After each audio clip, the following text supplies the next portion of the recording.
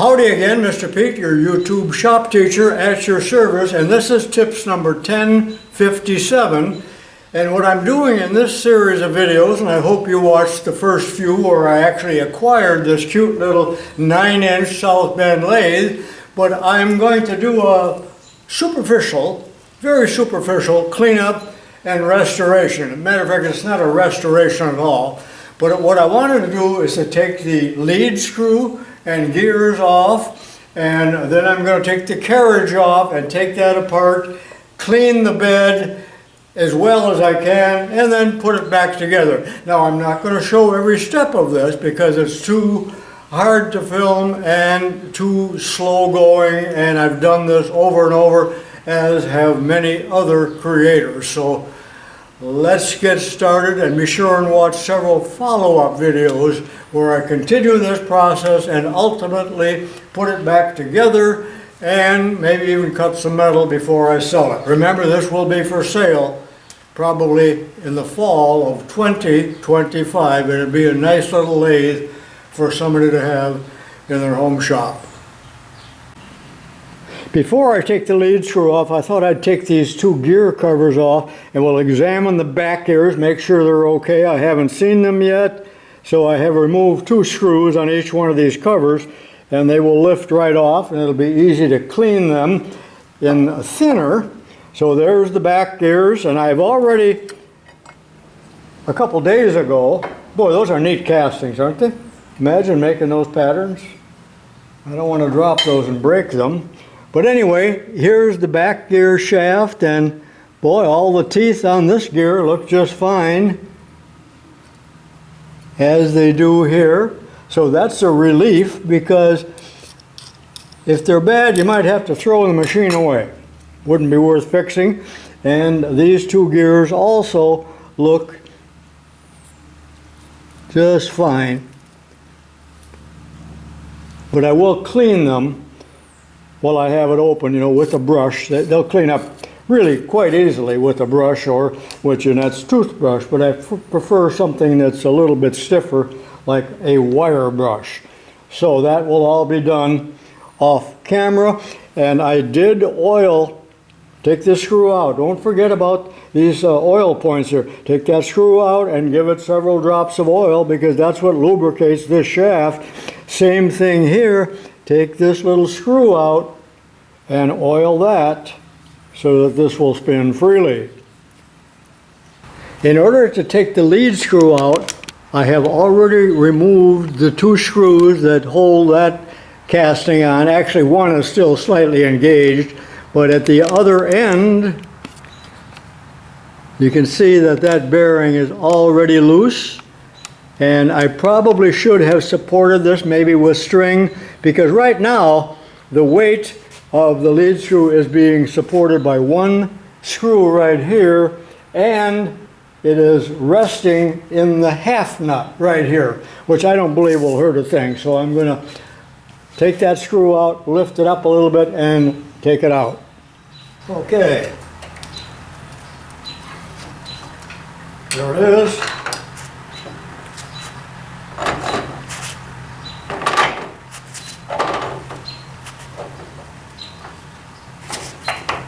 I know I'm in your way.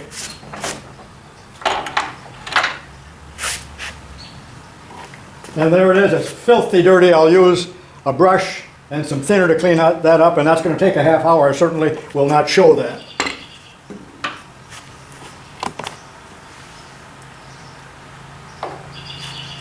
And here is the bearing that went on the far right side. That's just fine. That'll clean up real easily.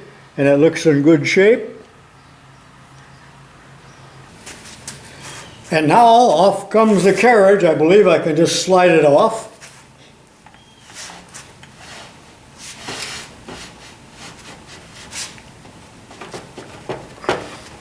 And there it is. Now I have full access to the bed to clean it real well. In fact, I think that's what I'll tackle next. Cleaning the ways and the bed.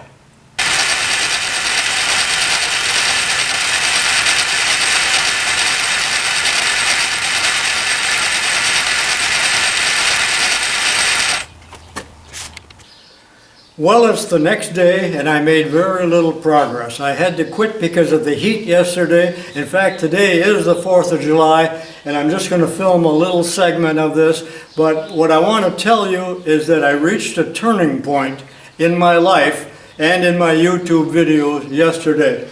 I was so overcome by heat. I was so filthy dirty I couldn't pick my nose, and I thought, why am I doing this?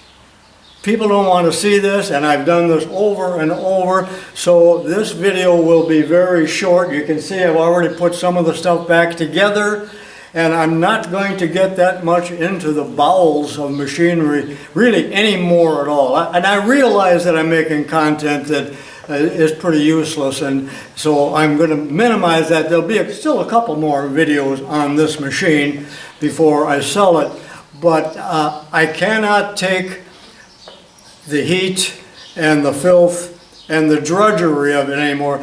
I guess that it's changed to where I'm not getting the joy that I used to, and I think you can probably sense that in my voice and my demeanor. But I'm not quitting totally, but I'm just pouring my heart out to you right now and tell you what's happening in this octogenarian's life.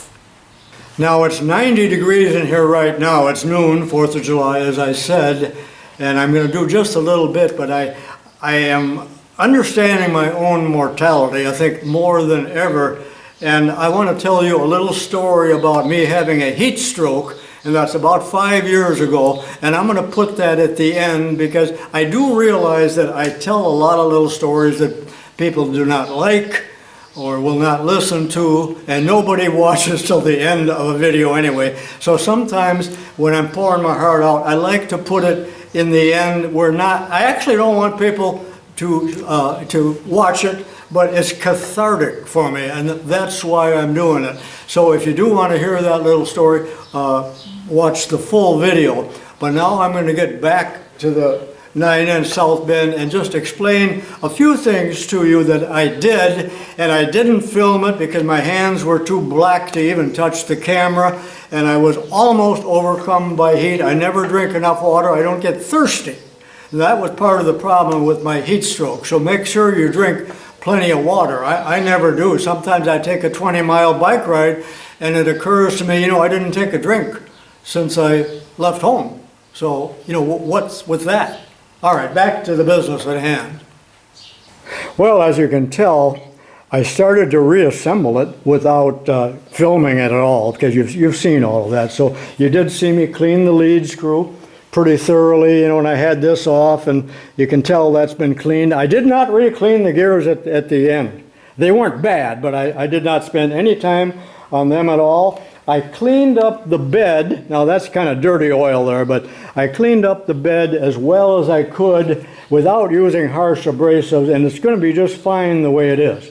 I didn't even take the compound off. I was going to, or clean anything else up. That can be done by the next owner, because I think you younger guys might have fun doing that, but it's just something I really do not want to do anymore. A good deal of time needs to be spent on these dials, and I might have mentioned that the other day, to brighten them up so you can see them.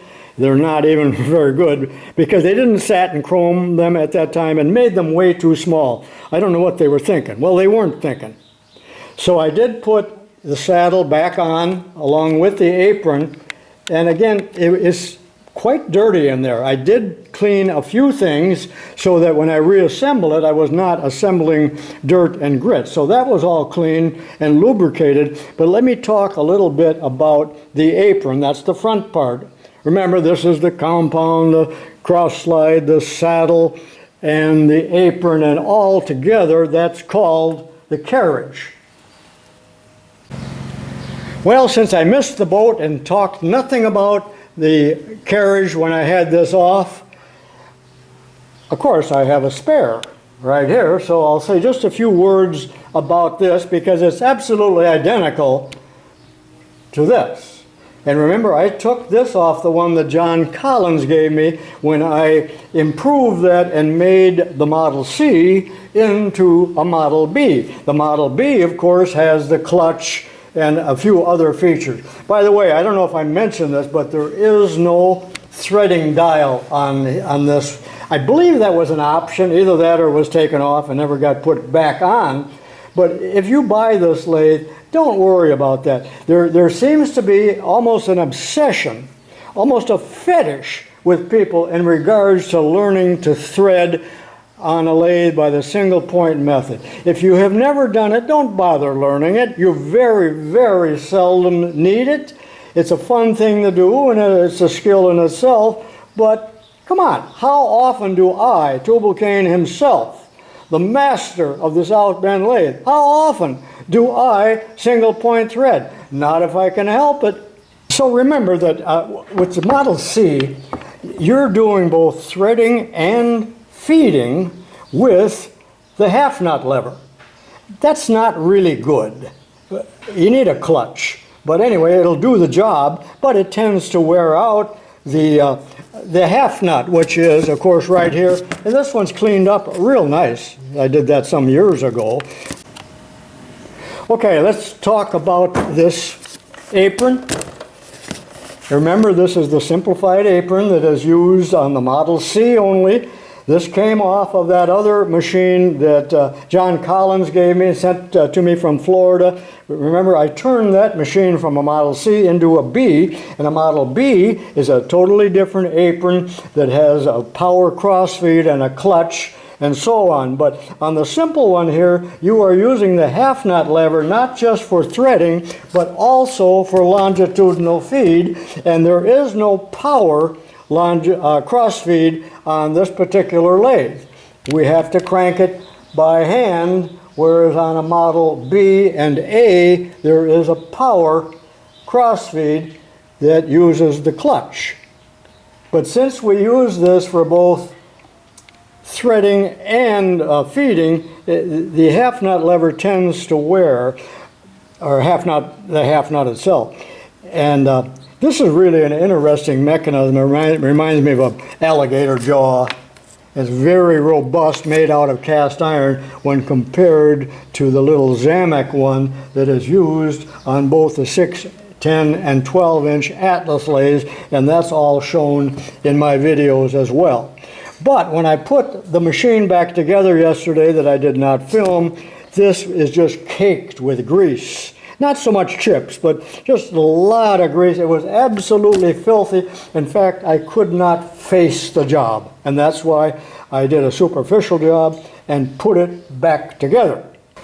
So how does this work? Well, the hand wheel is on a shaft, which is driving the small spur gear, which in turn is driving this larger gear, and all that gear is doing is changing the gear ratio and reversing the direction, of course, because it's an intermediate gear of this, and this gear is the one that actually rides on the rack. You know where the rack is, a straight gear. So that is how we move the carriage back and forth, and this gear is doing the actual driving. I must confess to loving the oiling system. First of all, there's a Getz oiler here for that shaft, and then an oil hole right there that gets the oil into this area. In fact, well, I'm not going to pull that off. I thought I could. And we got an oil hole here and here. But this is the interesting one. It's quite ingenious. So you would squirt your oil into that hole, and it would come out this little tube and then fall into this little trough. There's a little hole there where some of the oil would get down to where it's needed, but most of the oil will flow in the little trough, and there's a tiny hole right there. Can you see it? That will drip right onto the lead screw.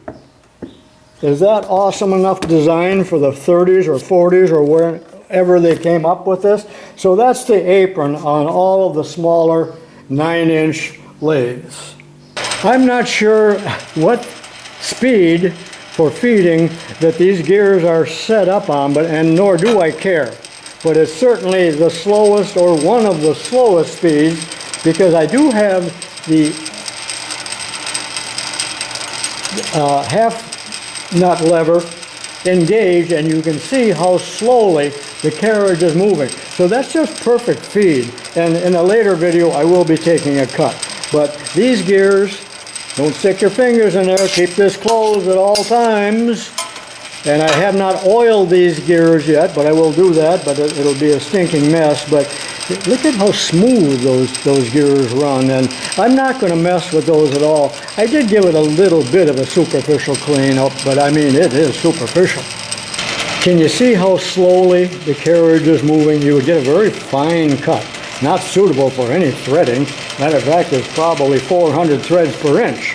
Here's a simple method of determining your feed. Notice that the carriage is moving and the needle is up against, I'm going to break it off, is up against the compound here.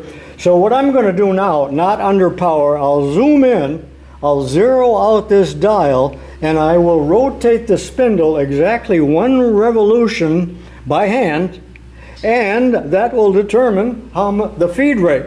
So let me do that. If you think this is interesting, let me know. If you hate it, tell me, and I'll never do something like this again. Okay, the needle is on 0, and I will rotate the cone pulley 1 RPM.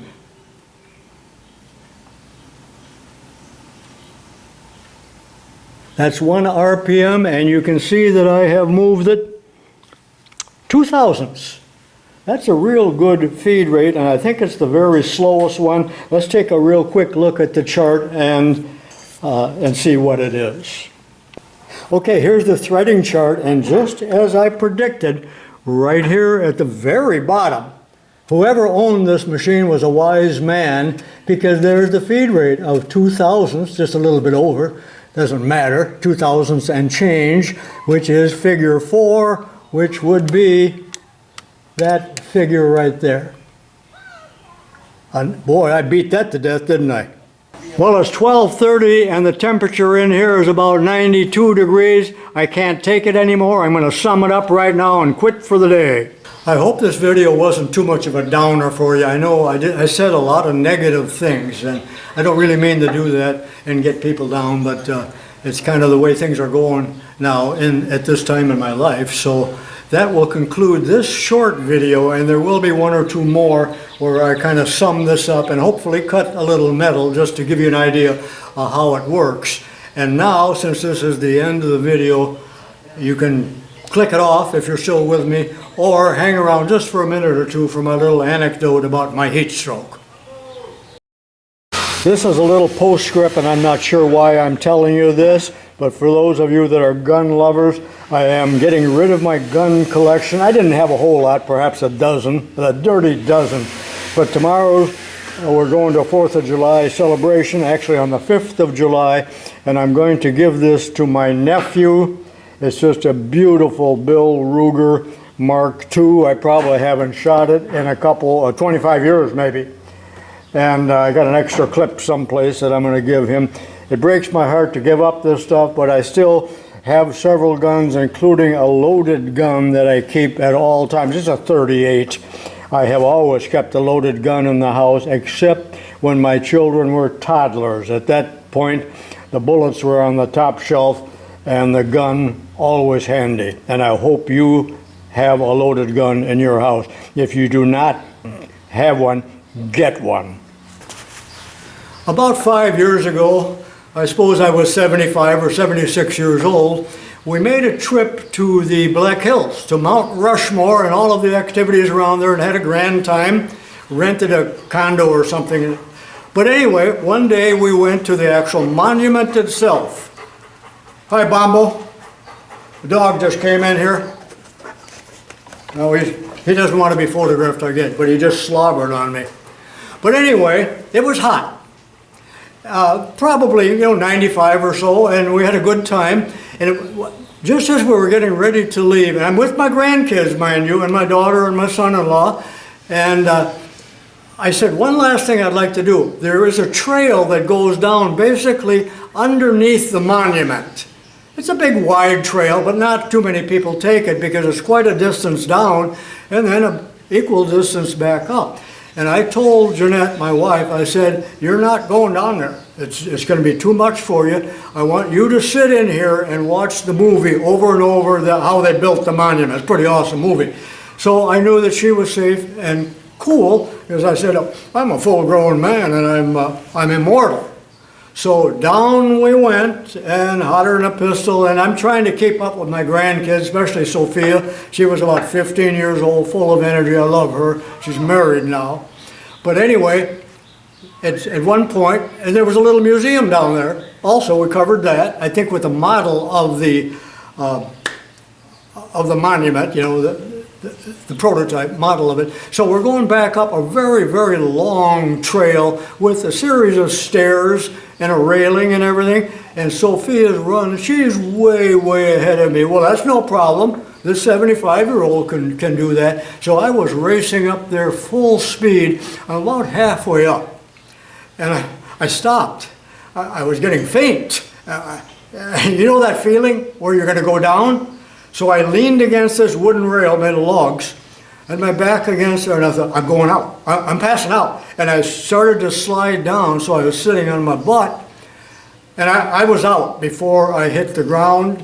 I scuffed, I was bleeding a little bit on my knee and my leg. I mean, it was nothing, it was superficial. But my son-in-law was there and caught me, took most of my weight as I went down. And then I was out. You know, it seemed like hours, but it might have only been 5 seconds. I woke up, and there's people around me, and my daughter's there. I tried to get up, and she wouldn't let, she's a nurse, and she would not let me up. She held my shoulder down, and she said, you're not getting up until you drink 2 bottles of water, and she had the water. And I usually can't drink that much, but I did, but it was kind of blurry, you know, I wasn't myself at all. And then all of a sudden, here come the Rangers and a stretcher, all of that stuff, and people are gawking at me. You know how you're embarrassed? It was just awful. And they wanted to get the ambulance. They said, no, I'm not, don't get an ambulance, I'm not getting in. So, and the Rangers were wonderful. And finally, after about a half hour, they got me up, and we took a shortcut. There was a service road, and they had their green trucks, you know, their army trucks or whatever they are. And they took me in this vehicle clear around to the parking lot where the cars were, so I didn't have to do any walking at all. And I was trying to keep this a secret from my wife. I didn't tell her for years, but I think she knew all the time, you know, that I almost died. And I was fine within, you know, 5-6 hours. The next day, like nothing happened. And one other thing that I thought was humorous about this, looking back, and I only just thought about this a few minutes ago, that in all of my life, 81 years, I have never, I mean never, received a dime or any kind of help or assistance from the United States government, or state for that matter. I'm self-employed. I don't need anybody. I don't need a big, horrible government. But the government actually did show some kindness, compassion, and was going to help me. And so I was touched by that, and I still am. So I'm still kicking, but I am more aware of my mortality and trying not to get overheated. And right now at 92 degrees, I'm very hot, and I'm going to go in and edit this video. Give me a comment if you listen to this. And be careful of that yourself. You think it can't happen to you, but it can. So long for now. Maybe so long for good.